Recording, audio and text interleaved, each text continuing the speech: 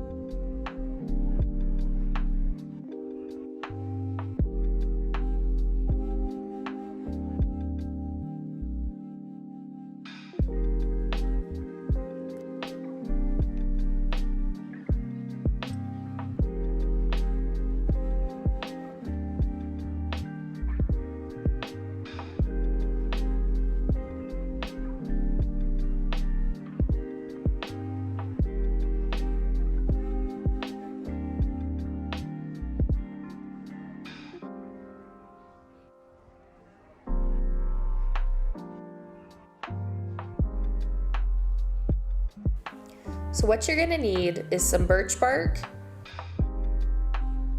a pattern, some scissors, sinew or some kind of lacing, an X-Acto knife, a leather needle, some paper clips or clips of some sort, a lighter or matches, a pen or another writing utensil. So what you're going to start out doing is getting a piece of birch bark that is relatively clean. It shouldn't have too many bumps like this one. It'll work, but it's just a little bit harder to work with. So you'll see there on the back there's a little bit more bubbling, but it'll work.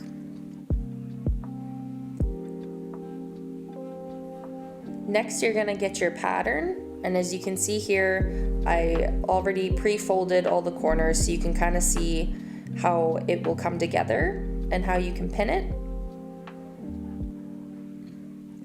And for video's sake, I already pre-cut a piece of birch bark and I soaked this one overnight.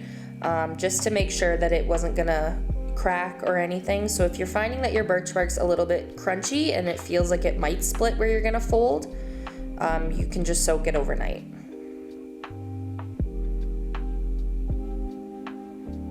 So you can see here, this is one that I made previously as well.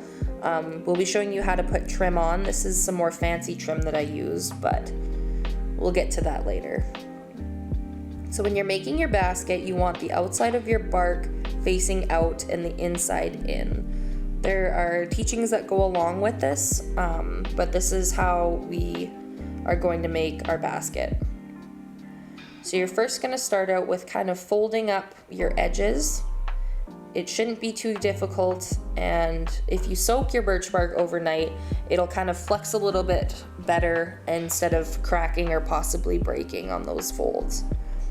So you're just going to start folding them up to where your creases come in, so that your birch bark already has a little bit of pre-shape. So you can see there how it's kind of creating that fold, and you don't want to have it perfectly like a corner, but you want it so that the walls are going to come up a little bit. So you can see there we're getting close, and we can start paper clipping our edges. So you just want to make sure that when you are putting your basket together, that you want your opposite corners to all be on the outside. So you'll kind of see here how one tail goes over the other, and you want them to match on the opposite sides. All have different traditions and different So practices. as we pin here, I'm just paper clipping these together, and it holds pretty well. Territory and surrounding area. And we are fortunate enough to be able to share So them I have with my you. whole basket Don't forget to check on your mom and dad, check on your elders, and you can check kind on of your see how I neighbors, have my and put your opposite tobacco sides down. coordinated. Stay safe, everyone. And we're going to get ready to start poking holes and lacing it together.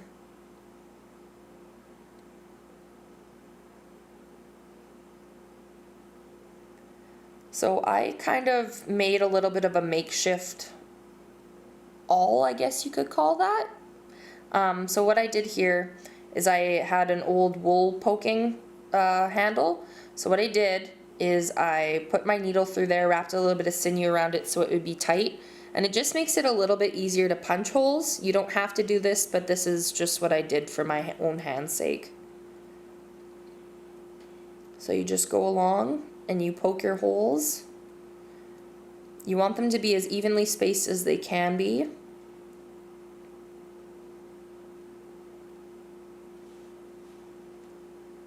Next, you're going to put a piece of sinew through your leather needle, and then you are just going to start lacing. So I did an over, under, in and out, and then backtracked back up that line also. So here we are now going to be doing a blanket stitch all the way around our edges. So blanket stitch is a little bit different than just your standard up and down. You're going to come through there, and then you're going to loop back through your thread tail, as you can kind of see here.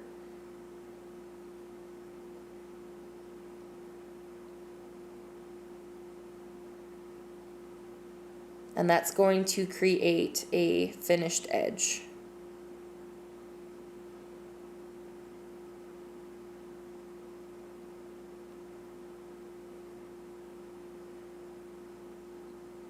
As you keep going, you'll kind of see it will start to really pick up like this. So it kind of looks like a straight up and down stitch, but then it has that finishing carryover on the top.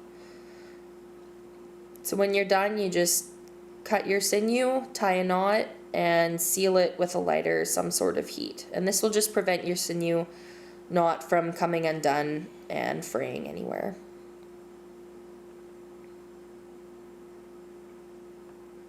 So that's it. There's not really too much to it.